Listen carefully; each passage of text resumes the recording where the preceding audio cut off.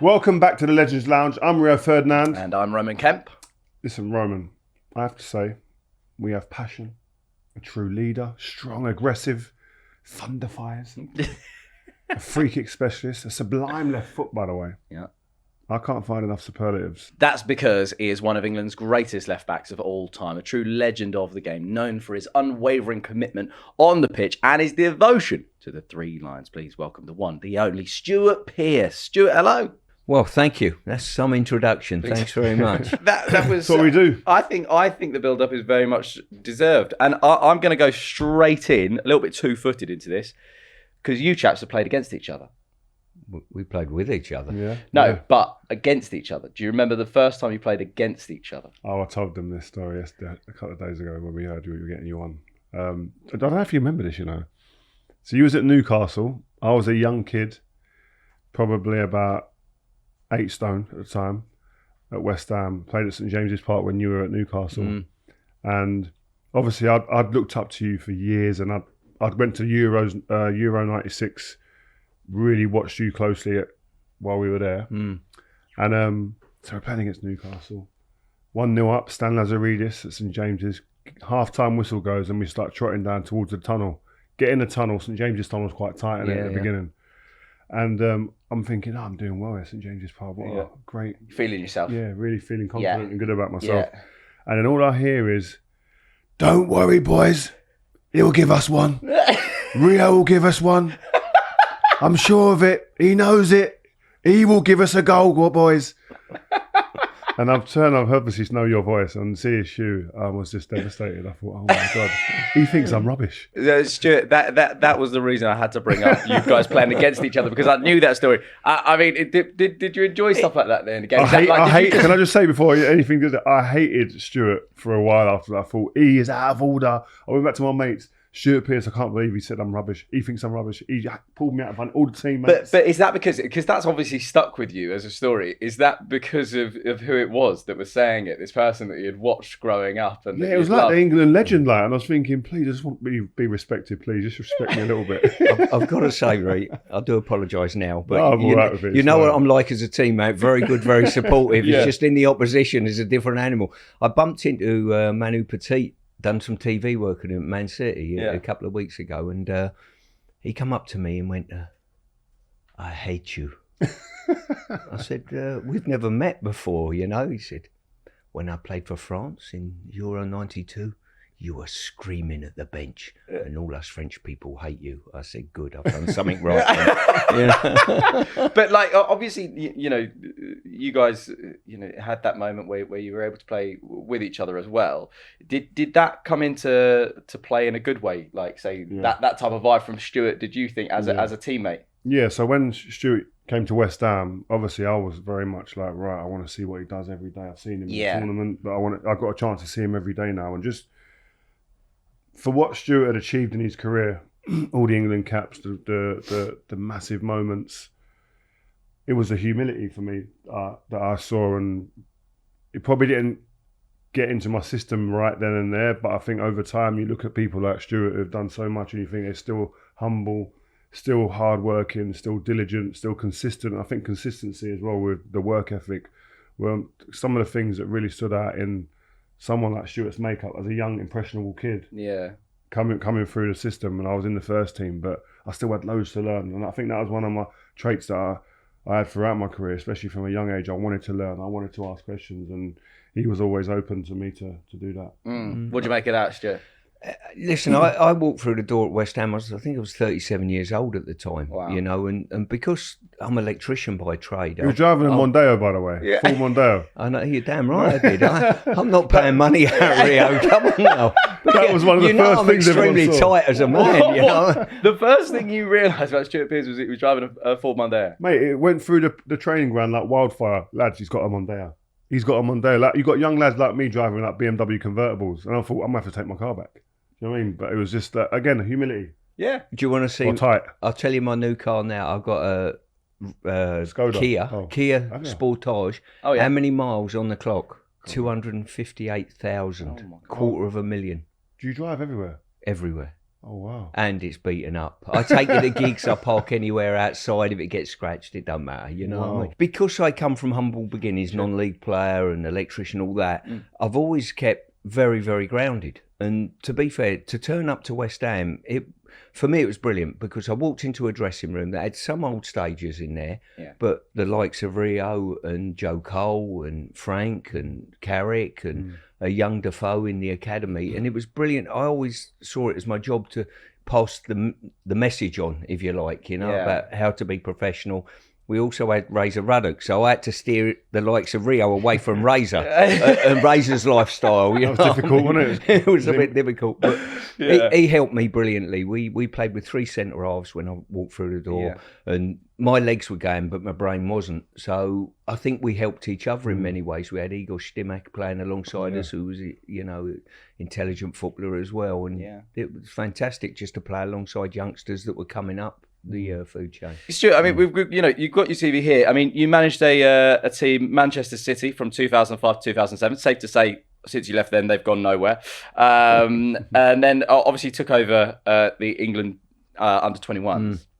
What was that like for you? And you know, taking over the under 21s, is that something that did it mean a lot to you? As you said, you know, playing for your country meant so much. It did. I mean, I left City. I took over the 21s, which overlapped with Manchester City. Trevor Brooking come up. I was still Manchester City manager, and he said, you know, we want you to take the under 21s to the tournament. What do you think? I said yes before the club had a chance to open their mouth. So, and for me, to work with some of the best young players in the country, to pass down what it should mean to play for your country as well. And I've been really fortunate. I've, you know, worked with likes of Gabby and Hendo and Milner and people like that, and you watch them develop in their careers. Cole Walker was in the 21s, and John Stones was, and people that are there now, Joe Hart, all of those type of players that have come through. We went to 4 major tournaments over that time, and it was just brilliant. And my office was at Wembley for a while, and you come out the tube station and walk up, and there's a real pride of walking up and saying, I represent this organisation. I know it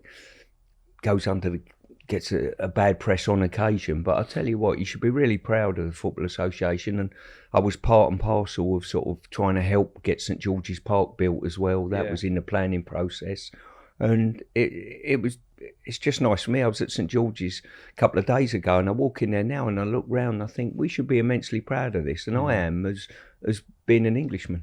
In terms of the players you managed there, what is the one that you look at and go, do you know what, I left a big imprint and I can see that on that player? As a coach, that must give you immense pride when you can see something like that. Yeah, I don't think I'd ever have the arrogance to say I left a mark on this player and he's become what he's become.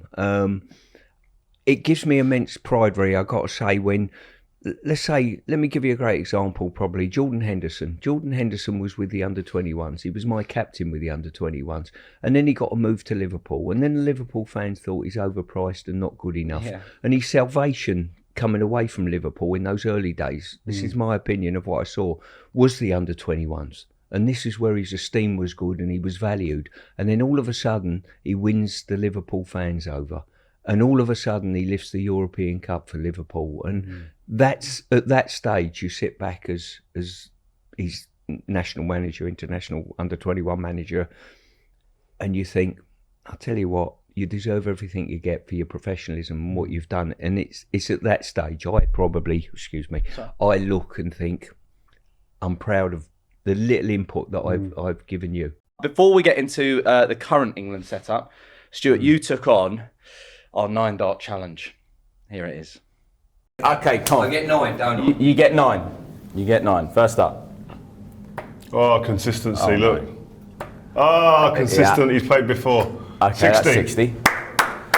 I'll have you know, I used to work with the council. You work with the council, you go in the pub. You go in the pub, you play darts. Oh, he's on a team. Here we go. Oh, there's consistency again, look. Oh, that's a 1. Oh, he's thrown him off 26. A bit wayward. 26. 86. So you need probably about 60 now. Oh, he's done it. He's done it. The treble 20's coming. Get the treble 20 there, please. Well done. Don't tell me it's the first one. It's surely first, not. So 60 on 80. 81. There. 80. Shit, that's unbelievable. Well done. Wow. Well done. Come through. Never doubted you for a moment at all. Safe to say that deserves a round of applause. Wow. 5 years on Brent Council has made me a good dart player. Never went to school. I mean, you were his assistant, but you've doubled Fabio Capello's score there. And we won't mention mine and Rio's score. What do you make of our score there? 76 and 77. To be honest with you, I'm horrified. I don't know how you can throw 9 darts and only score that personally, but hey. You beat my score with 3 darts. 3 darts. 3 darts. Now, Stuart, we need to talk England. I guess I want to start. What's been your thoughts so far? I've been disappointed, I've got to say. I really have. I also have to turn the mirror on myself and look and think, you know what? Let me think about the 3 tournaments I went to. Did we start really well? No, we didn't. In all of them. The memories of, for me, 96 and 90, we finished reasonably well. We got better as the tournament went on, and I'm sure Reece probably can look back at the tournaments he's been to and say exactly the same, you know? And I think I saw more things in the last 45 minutes of the last group game, a lift, the performance was better than probably the 2.5 games prior to that. I think we'll get better. I think we'll get better in the next game. Yeah. You being a left back, do you look at the balance of the team and obviously look at the selection in terms of the squad and think, well, there's no naturally left-footed player really in there. There's no left back obviously now who's fit. You knew that going into the tournament, it's going to be difficult to get Luke Shaw fit. Do you see that as a concern? Because the last game I watched, was, especially the first half, the balance of the team was all over the place. Yeah, I totally agree going into it. I mean, I looked at the squad, you know, back in March and thought to myself, we need Luke Shaw to be fit because he is the standout best left back. He can also play left centre half as he's shown at United this year and do it amply well. And that's been a big concern for me. Would I have gambled on taking him? 100% I would. For the balance of the team and for his ability, no doubt about that. Another player that come through the 21s with us. So I know exactly his worth to the team. The balance has been affected badly. I think we solved that slightly. I think they played Bellingham more to the left in the last game, overloaded the left-hand side and got more from that side. But it's a major concern. Look, in hindsight, what would you have done? Probably bought Chilwell and left another player out, centre-half maybe, for Chile to fill in. You know, is he fit, Chilwell, yeah? He's fit, just left out. Do you think how much does it affect the team? Do you think in the way that we play, given that we've got a right-footed left back? It does. It's massive in regard to, and it affects. It's a domino effect. You look at Phil Foden. Phil likes coming off that flank a little bit. Yeah. If he comes off the flank, it looks rather clever move. If the fullback goes on and gets crosses in or pulls it back to him, it's fine. It looks seamless. When the fullback advances and doesn't go beyond him, but checks out to come on his right foot, all of a sudden it gets a little bit clunky and congested. Yeah. And I think we're trying to solve that issue and that situation. And listen, until Luke Shaw, and to be fair, if it was me and I took him, if he didn't play in the group stages, it's a difficult call to shove him in for knockout football. It's hard. You've been a manager, obviously, and you've played, but we were at the game the other day and you see the fans' reaction. Given that we're top, given that we haven't played well, I understand, but we're top and we're through as the number one team out of the group, get on a great side of the draw, and you see the reaction of some of the fans, only just a minority, but a reaction of some of the fans that Gareth has to take on the chin, beer getting thrown at him, etc. What do you think of that reaction from the fans? I think two sides of it, really. I think there's an overreaction. I think people, and it's football for you, really, isn't it? You know, that people take it on a one-game basis, really. Yeah. But I look, because of probably my history with the FA, I look at the 8-year period that he's done as a manager and how he's affected everything. And now I look at a group of players that seem desperate to want to represent England and be part of it, and it fills me with pride. So I see an overview that's a little bit bigger than that. From the players' point of view, they'll be more disappointed than we are that they've not performed with performances that they know they're better than. And so somewhere down the line, for me, as an ex-player, yes, I can be critical of players. I say what I see. I work in the media now.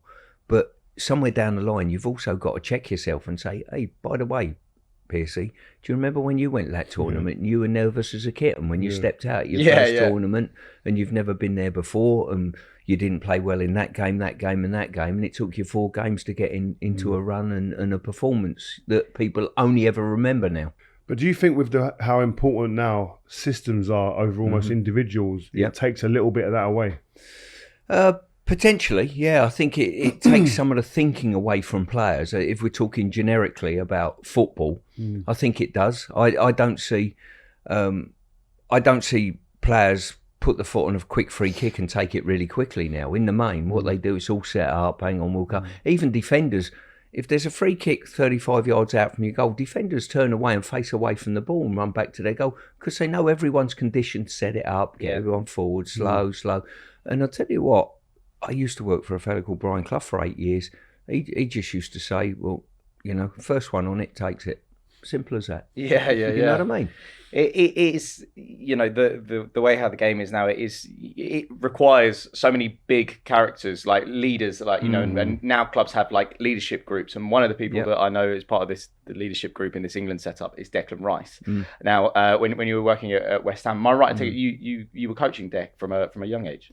Well, Dec was just getting in the first team, really, when Dave put him in the first team and he was coming up. And the good thing about Dec, he made mistakes when he first got in that team. And his reaction to making those mistakes was fantastic. And that's when you look at people and look at individuals and think, you might go somewhere. Because you look at a mistake, it doesn't drive you under.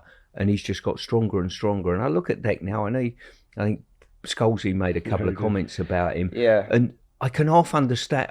I see that as a massive compliment from Scholesy because I level that as well at Dec. You can do so much more. I think there's a passing range in you that could be better. I think you can drive past people with the ball. I think you can score more goals. There's nothing I don't think he can do. It's just a case. But at West Ham, we needed him to sit in front of a defensive line to do that, and England need him to do that. I'm pleased to see at Arsenal he's playing slightly further. Do you think though, that say for instance an England shirt, is it what's asked of him means that he might not be doing some of those things? Because you say you've trained him, you've seen him, you know he can do it. So is he not doing it because of him and he's not brave enough, or is it because the requirements of the manager from him are different, or he ain't seeing those shapes and those pictures in front of him to be able to make that pass? I don't think it's a directive from Gareth. I mean, if you think, listen, at West Ham, we felt as though he could be a bit more forthright with his passing, his forward passing and stuff like that. And you sit down with him and you talk to him about it. And not once did Moisey or myself or any of the coaching staff at West Ham say, when you get the ball, whatever you do, don't get turned, and whatever you do, don't hit a 60-yard ball that splits their defence in half. Don't do that. I mean, you don't say that. And do we honestly think that Gareth's turned around and said that? It becomes a natural part of someone's game. I just think there's more in there, and it will come out eventually with him. But I mean, he's an outstanding talent and a dream to work with. Did you see that he would be this level £100 million player when you first laid eyes on him? Because I think for coaches it's good to, and young players. Did you see it? No. Wow. I didn't see it in him. I saw him make mistakes. I can remember him costing us a goal at Swansea, costing us a game at Arsenal by mistakes he made. And you thought, yeah, you're decent and you've come out the academy at West Ham like yourself, and we like to sort of push our own sort of thing there. But I never saw the player. But then again, here's another story for you. I was under 21 manager and I went to Millwall one night to watch Harry Kane play. He was on loan from Tottenham and he was just in and around England under 19s at the time, you know. And I looked at him and he was on loan to Millwall and he got absolutely pelters by the home fans. He was that poor. Oh, wow. And I'd never spoke to Harry Kane before in my life. I did, but I was there as an England manager the next run up. And I rung him the next day and I just said, you don't know me, my name's Stuart Pearce. I'm the under 21 manager. Don't worry about that. You never presume. You think some old bloke on the phone, a weirdo, classic. Anyway, so I rung him and said, look, this will stand you in really good stead. I was at the game last night, keep going, this will stand you in really good stead. And I looked and thought, there's no way I saw Harry Kane. delivering what he does now. And the same with Declan as well. Some players you do, Rooney and Owen probably, but... Did you see it with me? 100%. Yeah, exactly. Yeah, No, I'm joking. yeah. 100%, Yeah, my friend. 100%, right. Yeah, you Going right to the top eventually. Yeah. Stuart, I mean, game plan wise, against a team like Slovakia, it's been hard. It feels like it's been hard for England because we've had to, come up against defences that do want to sit. Yeah. I mean, what would you be saying in there? I mean, what would you like to see? I think it worked quite well, the left-hand side in the last game, because I think we overloaded it. I think he asked Phil to play out wide, or if he come inside, Jude to go out and play on the width, and we overloaded that area. So we got a numbers superiority. What I would like to see as well, what frustrated me in the last game, Kyle Walker picked the ball up, shoved it into Saka's feet and stayed behind him. I would like to say to Kyle Walker, hey, if you're going to shove the ball at his feet and you're 2v2, you and Saka, you tell me that there's a better pair than you two. Yeah. Now, you should be a quicker pair, you name it. If I'm Kyle Walker, shove the ball at Saka and go, either underlap or overlap. I don't care what you do, but go and help the kid out. Now, your movement will help Saka get turned and go and take someone on. So I'd want more thrust from that side. And on the left-hand side, I would say to them, like your interchange, like the overload, but the one thing both sides of the pitch got to do, put the ball in the box. Yeah. It's a frustration for me. I went to watch Spain. Spain made Cross the 10 ball. changes. Cross My the ball, God, mate. It was like watching England in 1970. Honestly, they've gone so, tiki-taka's gone out with the Spanish. They pass it, they get it out their feet and put it in the box. I think this is an unbelievable... If I was ever a manager, I'm not, so we can sit here and say this and paint pictures all day long, but I would be saying, get the ball, as soon as the ball's in the final third, cross the ball. Yeah. Because defenders nowadays, you must see it and scratch your head. Like centre-halves especially, and the fullback on your opposing side, don't know where people are, don't know where the ball are, can't see man and ball. It's like the defending, it's like that's a very much a secondary, third, fourth I agree. trait that they work on, it seems. But not many. So it's a surprise when you see someone like Spain crossing the ball. You think, I ain't seen that for years. Yeah. I mean, we'll see. Hopefully, we get those overlapping runs. Yeah. And we'll see if it works. But Stuart, I've seen you eyeing up our wheel this whole time. Now, there is a lot of things on this wheel that a lot of people don't really want it to land on. Okay, so you're going to give this a spin. Okay. If you would be so kind, and you will take on whatever is there. Now, there are a few that you might want to miss. One is Rio Ferdinand sending a text message off your phone. The other one that we've had in the past as well is the last photo in your phone, which might be a picture of your lovely Kia Sportage, I presume. Nice. Would you like to give it a spin? I certainly would. Please go. Go on, you give it a big one. Give it a big one. Give it a big one. Give it a big one. There you go. Okay, what we got here? Oh, the goat. Safe. That's safe. That's isn't safe, but I'm quite intrigued about it. Who's the greatest of all time for you? Gascoigne. Gascoigne that I've played with. Yeah. If I had to pick another player out from another era, it'd be Pelé. I think he's been the best footballer that the world's ever seen. Yeah. But as I played with Gazza. What was so great about him? Football arrogance. You had to drag him off a training pitch. I mean, he was mad as a box of frogs. We understand that, but he loved football. He really loved football, and unless you dragged him off the training pitch, he wouldn't come off. He took the stage at Italy '90. It was my first tournament, his first tournament, and the arrogance to look at anybody in the eye and say I'm better than them in a good way, not in a big-headed way. Yeah. Give me the ball, I'll go and take players on. And he just carried I was fortunate that in all the games I played, I near enough took the field with Gazza as well. Gazza played 58 times for England. I think he's on the losing side 4 times if you discount penalty shootouts. And that is some record for any player, And as a manager, you had to deal with him. He kept you amused off the pitch. He was just a brilliant character and a player of a generation. Was he one of those, you say, arrogance? What was he like as a teammate in terms of demanding the ball? Was he loud? Was he aggressive? Was he come at you at half time if you're not giving him the ball? Say, give me the ball, I want the ball. What was he like? He would demand the ball no matter how he was playing. And that is a great mark of a player. I'll give you a great example, which was somebody else that I really admired. I was playing for England at Wembley, and John Barnes was playing in front of me, and he was getting abuse from the fans. Yeah, and he come back to me, and it would have been easy for him to say, go missing. Yeah. He come up to me, looked me straight in the face, and went, "Give me the ball." And I thought, wow. I remember it like it was yesterday. I thought, that's a player. Because he was getting booed loads of them. He Really was taking pelters, Yeah. Literally. And Gazza was of a similar ilk.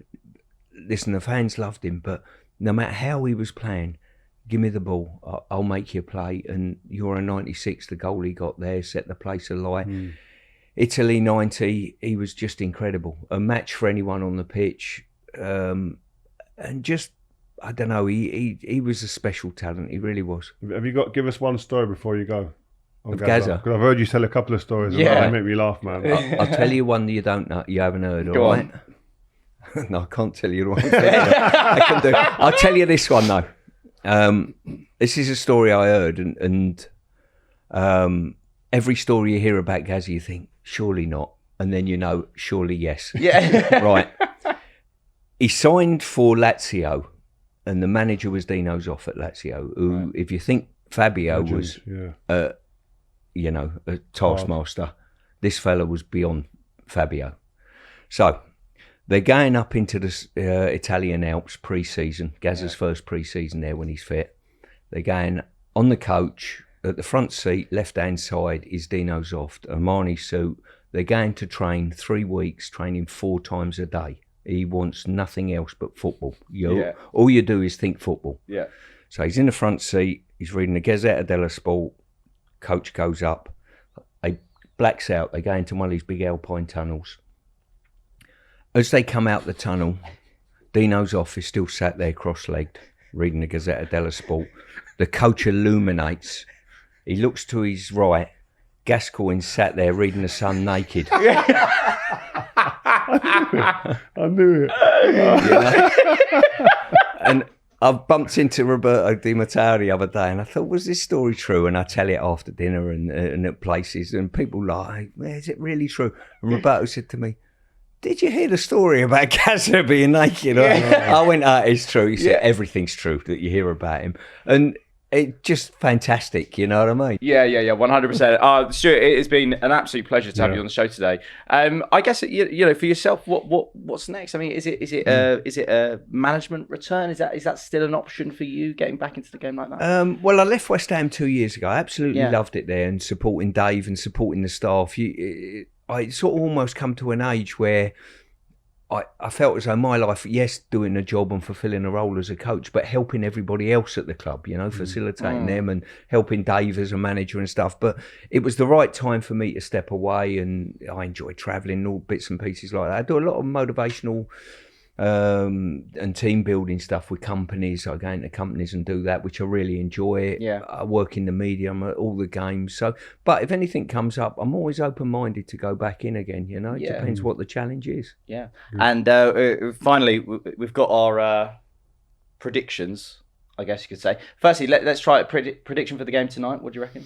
I think England will win either by 2 clear goals, either 2-0 or 3-1. Okay, all right. And then we do this, right? So I need your prediction for player of the tournament.